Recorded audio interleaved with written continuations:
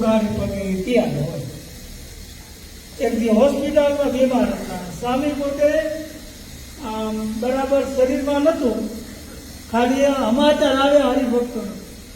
સ્વામી કે હોસ્પિટલ આવવું પડશે અત્યારે, હો હરિભક્તના સમાચાર આવે. હું આસને બેઠો તો મને કે હાલો. મેં કે હાલો સ્વામી. હો કામ મૂકીને બીમાર હોય ત્યારે જાઉં. એ શરીરના કઈ ભરોસા નથી, ચાલો આજને આજ જઈ અને તે દીને સમાચાર મળ્યા એટલે તરત આવ્યા તો સ્વામીના દર્શન થયા.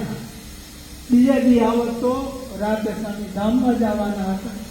એટલે ભક્તો, અમારા સંતો ભુજમાં એવો રિવાજ, કોઈ બીમાર આવે, બપોરનો ટાઈમ હોય તો ભલે, આરામનો ટાઈમ હોય તો ભલે, કોઠારી કહેશે આ હરિભગત બીમાર છે, દર્શન દેવા જવા તો ઉઘાડે પગે સંતો ગમે તે સ્થિતિમાં હોય પણ ઉઘાડે પગે સંતો જાય.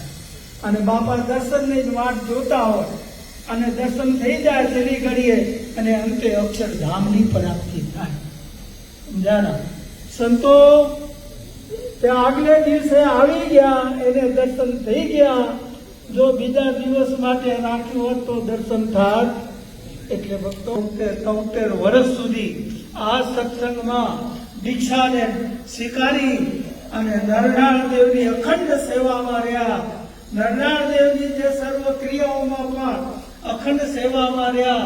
ક્યાંય પણ એને આમ ના પાડી હોય એવો સંકલ્પ પણ ન થયો હોય એવા સદગુરુ સ્વામી નિર્મુક્તદાસ સ્વામી